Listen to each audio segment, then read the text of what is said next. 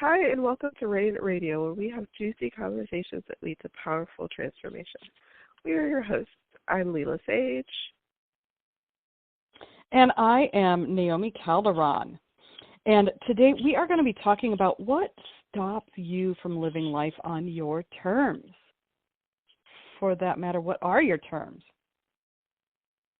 And we've got some other juicy questions for you. So grab your drink, your journal, pop that crown on your head, and let's chat.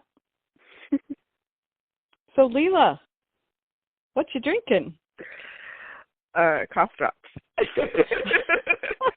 I was thinking maybe hot buttered rum or a hot, something like that.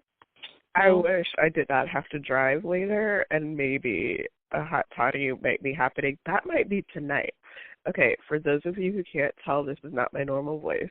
My body is healing from germs, so I am drinking cough drops and occasionally sipping water with the cough drops. But that's my beverage today, cough drops. So you might end up hearing a little bit more from me today than Lila. Poor girl. And what are you drinking, darling? It's so exciting over here. I got my water next to me here, but it is in my Wonder Woman cup. I do, though, have some wild yam steeping in the kitchen.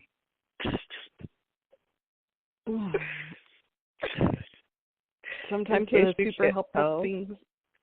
Yeah. Sometimes the things that really help us are not the things that our taste buds like. Yeah, I was going to say, in case you can't tell, Naomi's not thrilled about the taste of the wild yam. She made me thrilled about the benefits. But not the taste. Completely thrilled about the benefits. Absolutely. Love it. And I typically take it like in either capsule or tablet type form, but I actually have some wild yam roots and have been steeping it. If you're needing to dry out and you are needing more bitter foods, that is one way to go, people. Yeah. So, a cold stops you from living on your terms, right? Yeah, it really does. I had plans. They have been foiled. I've been in bed since, yesterday.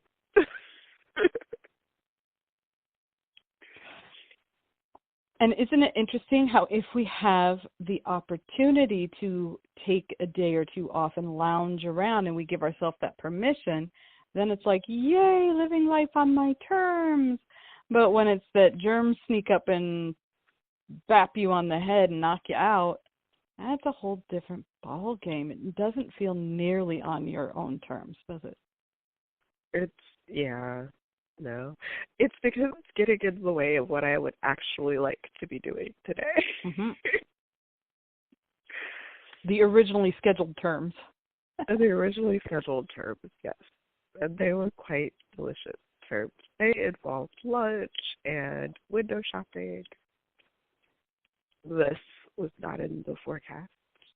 Mm-hmm. So other than a cold, what are some things that stop you from living life on your terms? Definitely monkey mind or mind chatter or negative self-talk. Mm-hmm. One of the fun things about playing with the tools of access consciousness is uncovering all of the thoughts and feelings and belief patterns that stand in my way. And it's usually like, oh, hey, I believe this thing that's completely contrary to this thing I'd like to create. No wonder I'm not creating it. Mm-hmm. That and the various other ways we give away our power, I think, are the two main reasons. Like, that's one way that we give away our power, but then there are, like, other ways. So I think those are my two top reasons that I'm not living life on my own terms.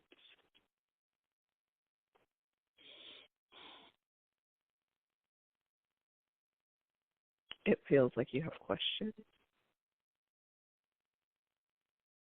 No, the Access Consciousness tools definitely are a powerful way of bringing some of that up and out and shining light on some things.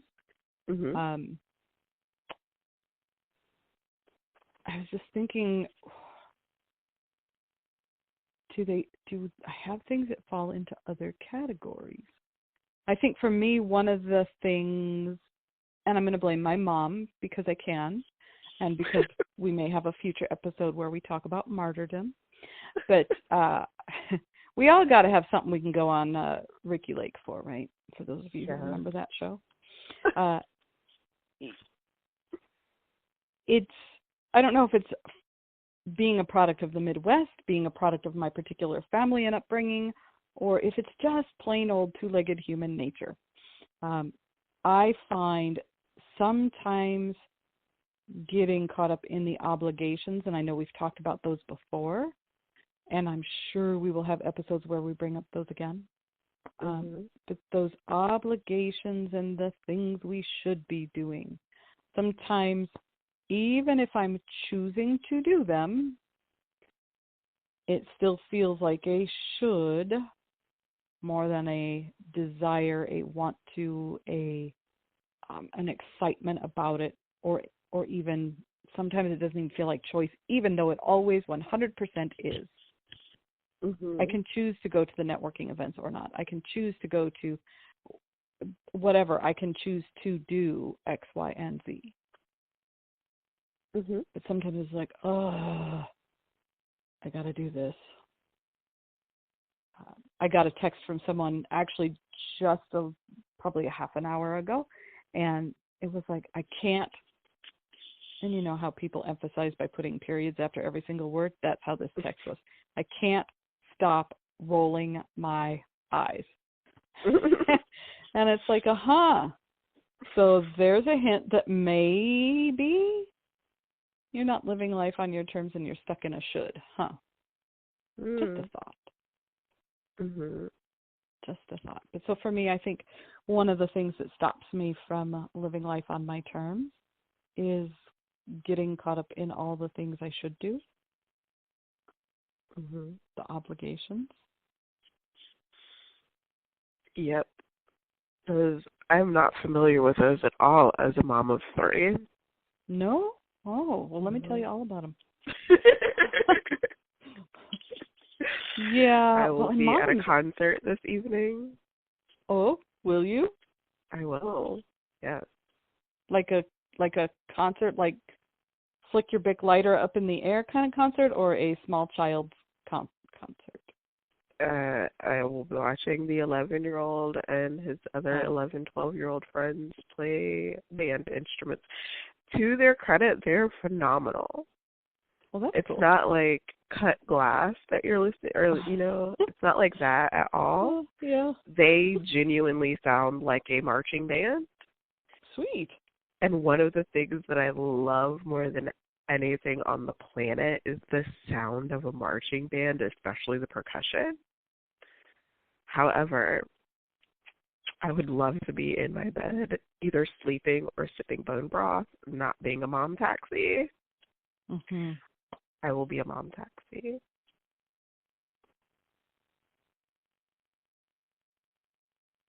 And I was this kind of is cute. excited about the concert. No, I'm not taking all of this not to an actual concert. Middle schoolers are already riddled with germs, which is how I got in this condition in the first place, so I'm not concerned about them at all. And I will be staying in my car. I am dropping little man off. I can hear them play from my car, and I am picking them up at the tennis courts. I am not getting out of my car. They're playing on the football field. Oh, okay. Yeah, they're playing the high school's first game of the year, which I think is super adorable. I'm really excited for him. And so hilarious, and some of the moms watching are about to be mortified. They're going to die of mortification. However, speaking of shoulds, there are so many options for me actually staying in my bed and not, dealing with the traffic and the other moms and the blah, blah, blah that I don't love about being a band mom. Mhm. There are other parents that I could be like, hey, can you take this child? There's this thing called Uber. I could probably Uber him there and back for like $20 and not leave my bed. I'm sure there are other options if I got really creative. Biologically, he has another parent. Like, there are so many options. However, for me, the space of ease is to just take him. Mhm. I take him. I don't have to coordinate anything. I sit in my car. I jerk my cough drops in my water.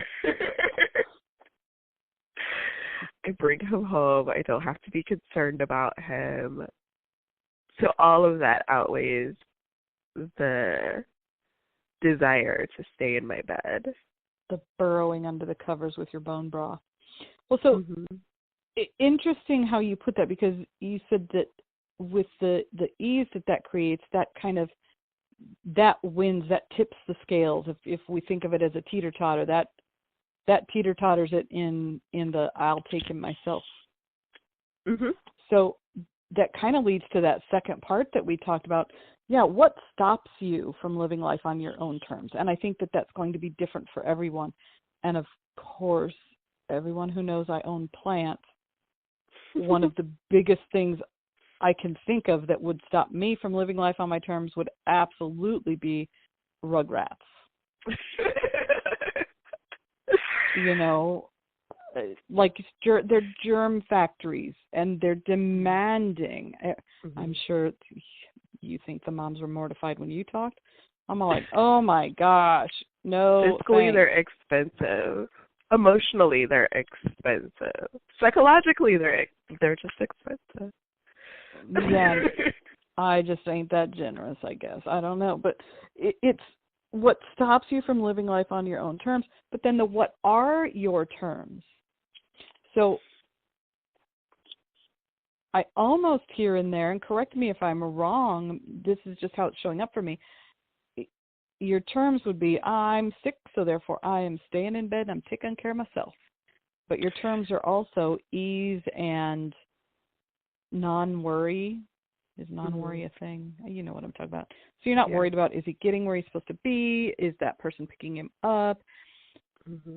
Did that person, a certain someone, forget that they were supposed to pick up their very own biological child? You know, whatever it is. Happened before. Exactly. So both of those are living life on your terms, but they're at direct opposition of one another. Not exactly. So just like one of your terms is not having humans that you birthed, one of my terms is family. And being the orphaned only child that functioned like the baby of a really big family, I wanted a lot of children. Especially once my grandparents died and my family just decided, oh, we don't all need to get together and hang out like normal people anymore. Oh, yeah. I wanted 12 kids. I came to my senses around baby number 2, but baby number 3 was persistent, and he arrived. So one of my values or terms is to be accessible to the little people. And so I have been in bed literally since 9 p.m. last night. I'm still in bed. I'm coming to you guys from the comfort of my fluffy blankets. And once I drop him off for his performance and get him back in the car and get home, I'm literally getting back in bed, where I will be until 11 a.m. tomorrow at the earliest. So for me, there is no conflict there. Being accessible to my minis is like my top priority, and I get to include myself in taking care of myself in that. Now, if I still had a headache, if my whole face still hurt, if I felt like I was going to upchuck, I would probably be like, hey, people, can you, like, deal with this child for me because I can't? Or I'd be like, sorry, dude, you're not going to the concert. You'll have to do an alternate assignment for that to make up for it. But I feel well enough that it's fine for me to take him. Mhm. And it does create that ease and peace. And I get the joy of listening to them play. And cheering him on when he's done, and all of those things that I know that you do as a mom. Yep. So I think that's where defining our terms is so important. So that if we do start to see, because for some of us, we may have, this is what I want. This is me living life on my terms, and you're not the boss of me, and you're not my mom, and whatever else that is that shows up for you when you write yours. It's if you actually write them out, which until we started having these conversations, I don't really think I had ever thought that much about what does it mean to live life on my terms. What are my terms? Ooh. And are my terms evolving? And even if I see, well, this is what I want my terms to be, and they aren't currently there, then it gives me kind of a roadmap. But by writing them out, we can see if there are things that are in opposition of one another. Mm-hmm. Because that will stop us in our tracks and or build resentment in some way, shape, or form.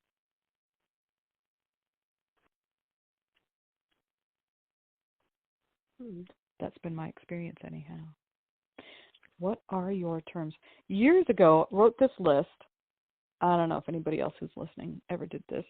Sort of the what I want in a partner. I'd gone through a massive breakup. You know, it was the wedding that never happened, 2 months before. And, it all fell apart. And so did my world. And I thought life was over and I would never be loved again at the ripe old age of like 31.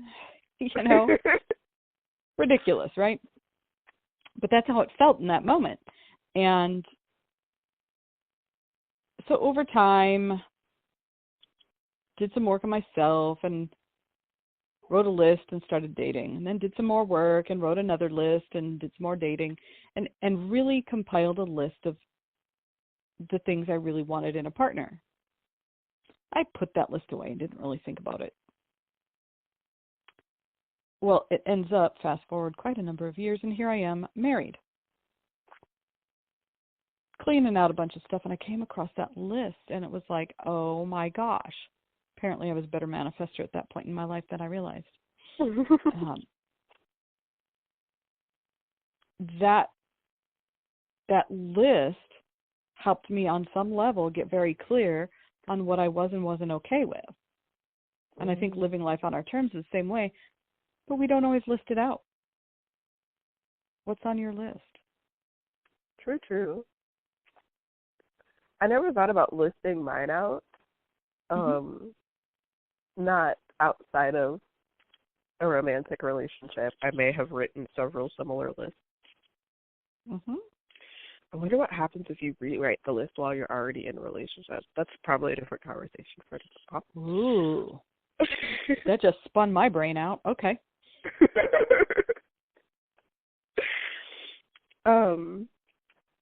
But yeah, I never really thought about doing that for any other aspect of my life. But how juicy would that be to do it for like parenting and livelihood and business, if you're in business, or your dream job. I think people think about that when they think about their dream jobs, but I don't know that necessarily entrepreneurs do that, or business owners. That sounds like fun homework. I think so. What does it mean to me to live life on my own terms? What does that look like? What's it entail? What does it include? What does it absolutely not? What are my deal breakers? Oh, hell knows. And do I have other things where it's like, not ideal, but not a deal breaker? And where does that line lie with what I consider on my own terms? Living life on my terms. What's that mean? What's that look like? What's it sound like? What am I doing? Who's in it? Mm-hmm. Is there an alarm clock, or can I throw that motherfucker out? It gets chucked, but I think I have to wait a few more years for that. One of the children still must be woken up. Mm-hmm.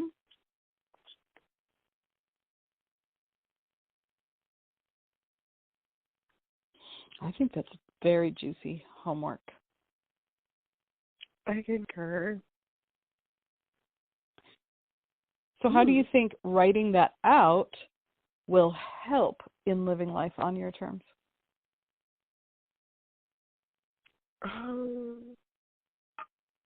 We're about to get real esoteric, y'all. So you mentioned the writing out the qualities that you wanted in a partner. I think writing out the qualities that you would like to experience regularly in your life works the same way.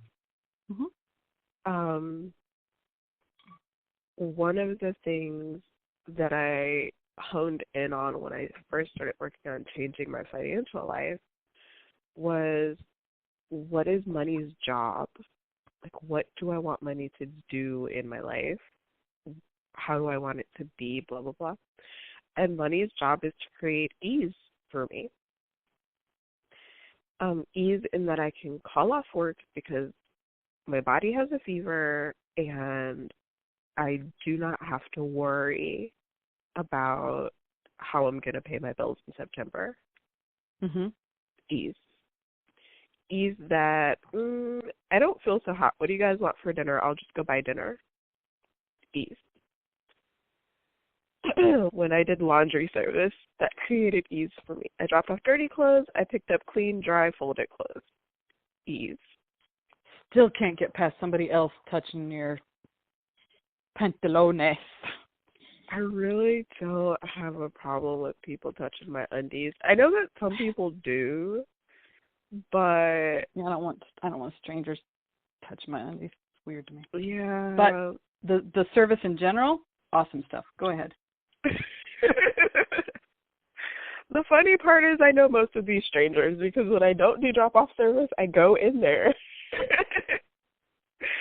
And I actually, well, I did when I didn't have a washer and dryer at home. I went in there and actually washed, dried, and folded my own clothes and chatted with these people. So it's just not awkward for me. I don't know why.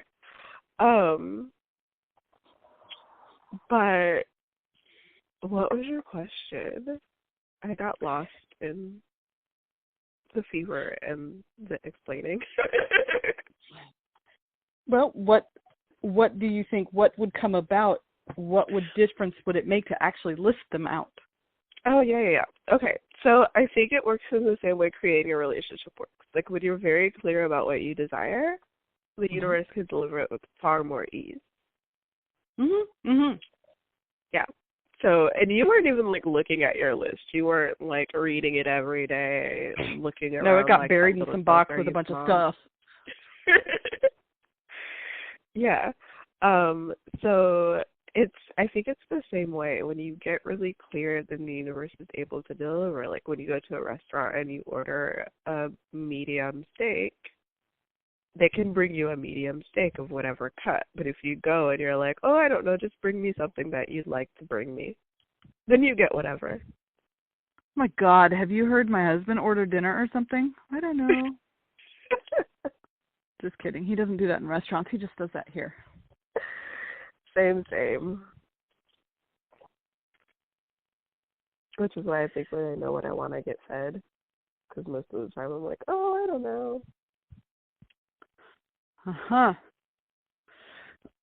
of like life in that way. You got to know what you want. The other thing is, I think it creates a roadmap. If I don't know where I'm going, if I don't know what it is that I want, how in the world am I going to recognize it when I get it? I don't know. I just want to be happy. Great. What does happy look like? I don't know. What's it feel like? What would you be doing? Great. So how in the world are you? How do you know if you're? How do you even know? Maybe you are happy and you just don't know it because you don't have any idea.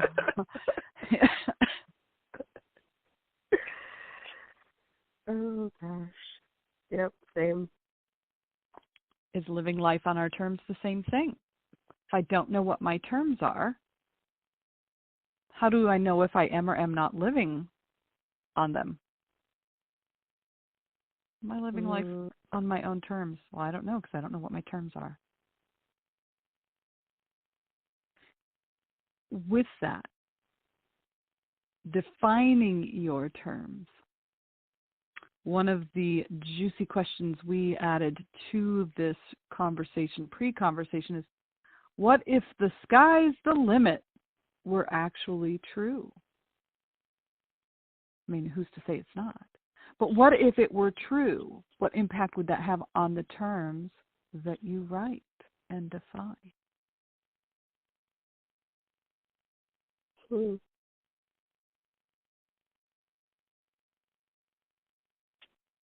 That brings up fun things that I don't have words for yet.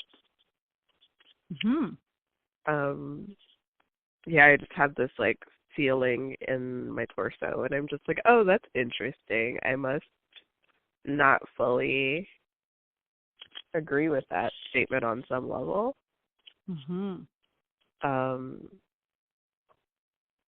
And I also have the thought that, like, if the sky's the limit, that I really can create whatever I would like to create.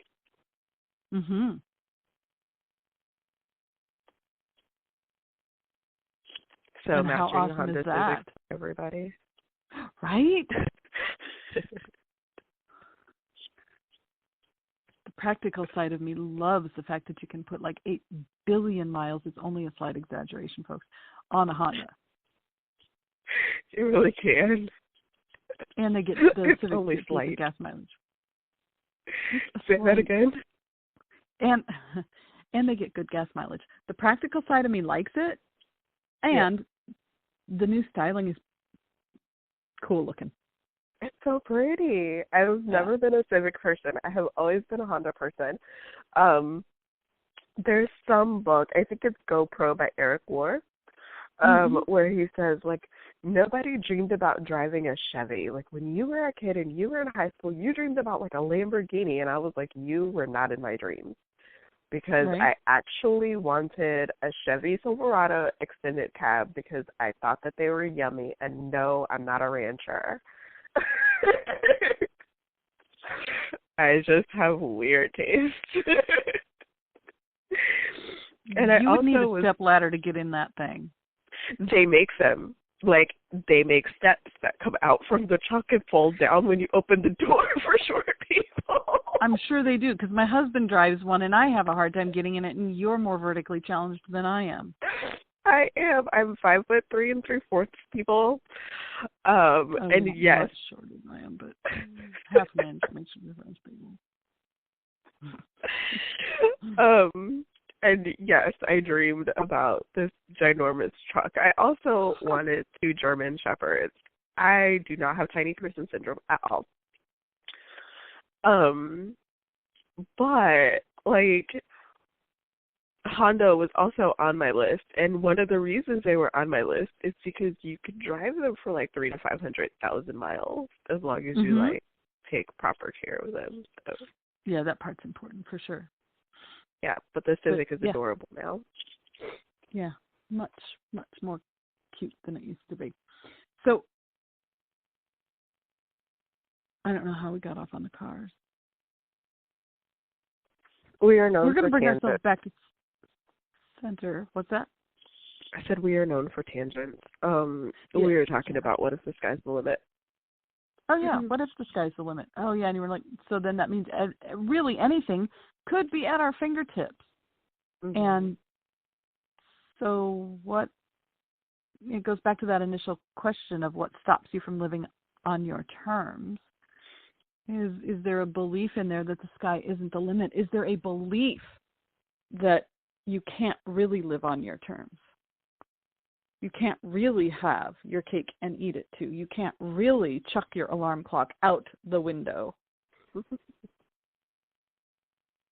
But what if you could? You absolutely could. It's just a matter of removing those thought patterns first. Mm-hmm. And then putting new choices in their place. I'm going to go back to, like, defining living life on our own terms for a second because something really awesome just happened in my brain. Mm-hmm. So one of the ways that we don't live our life on our own terms is by having, like, automatic programming running. And so we make a choice that is not even a thought for us. And for me, most recently, I discovered a pattern that I have of, like, needing to prove myself. I need to prove that my bar sessions are good sessions before people are going to be willing to pay money for them to me. I need to prove that I'm a good employee. I need to prove that I'm a good girlfriend. Weirdly enough, it doesn't happen in friendships and it doesn't happen with my extended family, but it happens, like, everywhere else in my world. I think to some extent I do some proving in parenting as well. So I spent, like, a whole bunch of time clearing. And then I ran into this trigger again. Like, one of the things that would send me into feeling like I needed to prove myself, my worth, my value, whatever. And the ease with which I opted to make a different choice actually was mind-blowing. Like, my brain cells were pinging around inside my head like, we're not doing that? Are you sure? Wow, that's new. And it was pretty phenomenal because I was in charge of that choice. Mm-hmm. I wasn't any longer at the whim of this program that, honestly, until this past Tuesday, I wasn't really crystal clear I was even running. Mm-hmm. So I think that's one of the things that stops us from living on our own terms, and that's one of the ways, and clearing that can be one of the ways that we can start living our life on our terms. Is stop with the automatic programming. Mm-hmm. Uncover it, unearth it, change it. Replace it. Yep. Release it, change it, reframe it, let it go, embrace it, because sometimes it just means embracing it, because if we're just trying to push it away, sometimes that actually makes it a little more sticky. Mm-hmm, for sure, most of the time. I love that, though, because that's where we live most of our time, is in that unconscious. Mm-hmm.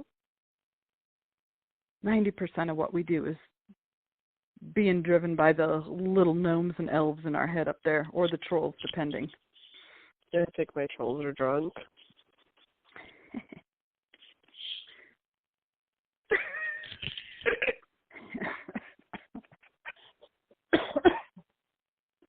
Okay.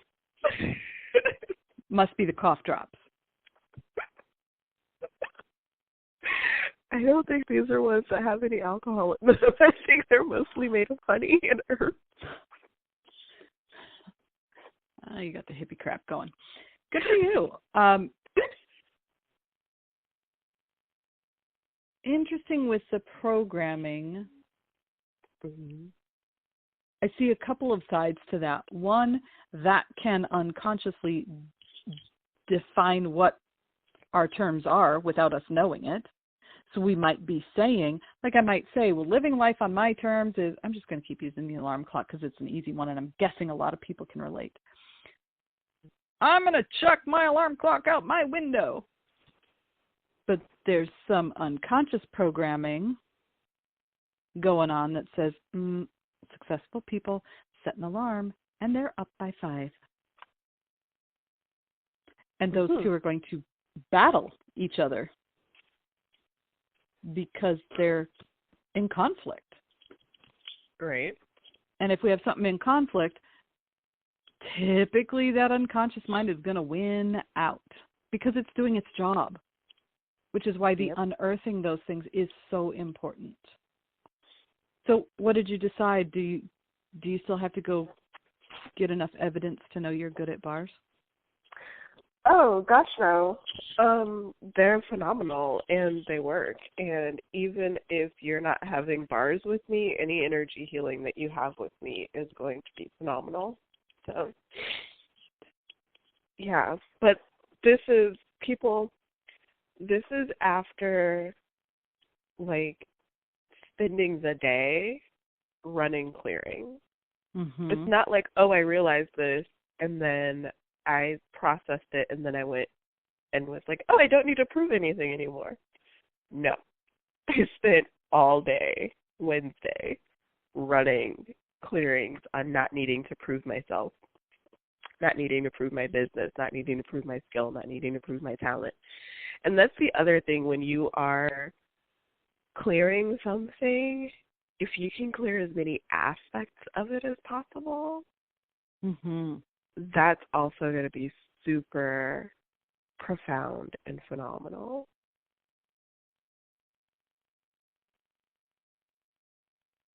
Absolutely. It's a lot more of a complete clearing. And then you don't have that thing or any of its cohorts or it in disguise stopping you from living life on your terms. Mm-hmm. And I guess I like flipping back to, like, what are your terms, or how do you mm-hmm. know that you're living your life on your terms? When you are going through your life and you notice that these things give you more energy, that they light you up, that you find yourself wanting to do more of those things, I think that's how you know what your terms are, what you would like your life to be like. So you're going to make me Marie Kondo my life, basically, is what you're saying. Yes, if it does not bring you joy and it does not light you up, I think that you should thank it and release it to somebody that can use it. Right? Yep, I Marie Kondo'd my relationship. There you go. I guess you could Marie Kondo pretty much anything you wanted to. The KonMari method of relationship. She probably has one.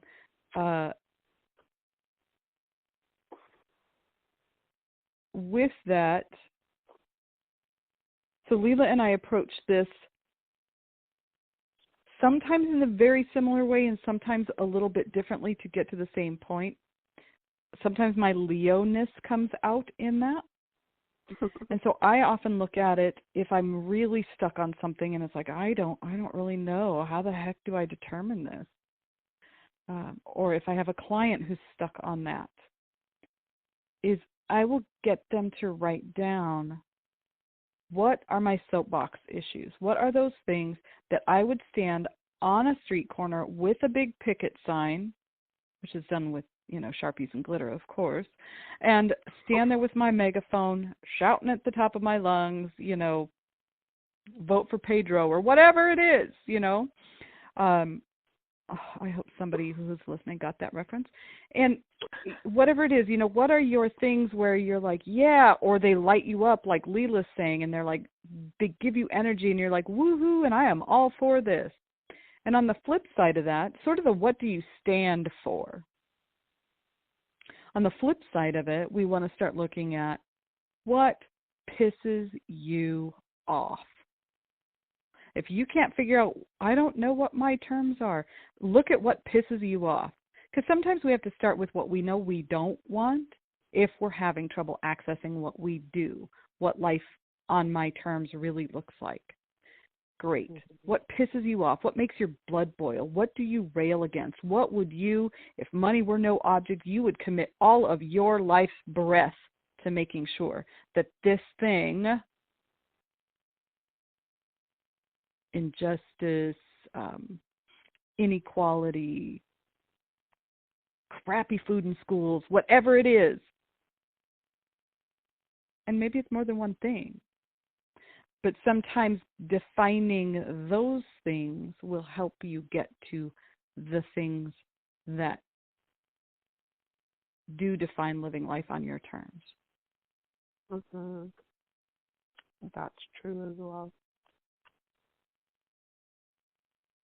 We have to know our hell no's to understand our hell yeses, I think. Yep, sometimes.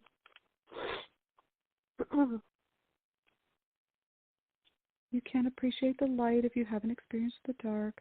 How many other cliche little phrases would you like from me? Because I got a whole bunch. All of them. All right, folks, just put it on speaker because we're going to be here about half an hour. But truly, sometimes knowing and understanding if you are having a hard time accessing, I don't know what I want life to look like on my terms. I just want to be happy. And please know that just being happy is not a bad thing. But you have to understand what makes you happy, what leads to that happiness. What does happiness look like? What does it feel like? What are you doing that equals and equates happy for you? And sometimes if we're having a hard time and we're stuck, accessing it through what I absolutely, what are my deal breakers? What are my oh-uh-uhs?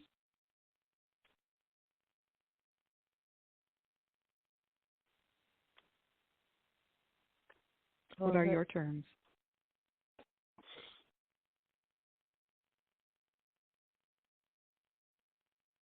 And if you are like utterly stuck, then reach out to both of us and we will get you there one way or another. We will help you unstick. So you really can define what those terms are. Yeah. What's that? I said we'll get you there one way or another, either with sunshine and rainbows, or if it's a megahorn and picket sign. Yeah, it may be Sharpie's glitter and a picket sign, or could be unicorns and rainbows. Both are great. Beginning to know and understand who you are and what's most important to you, what your values are, what does light you up. Mm-hmm. I think we're going to have to have an episode of what if one of your hell no's is really a hell yes in disguise. Mm. Oh, that just made my brain hurt. But that's another episode for a different day, folks. Right now, start working on what are your terms so you can live your life on your terms. That sounds like a good place to pause. I think so. Thanks, everybody. We will see you next time. Oh, we won't see you. We will talk to you next time. Well, you never know. We do have some spooky gifts. That's true. Right. That's very true. Either way, we'll see you then, and we'll talk to you then. Bye, everybody.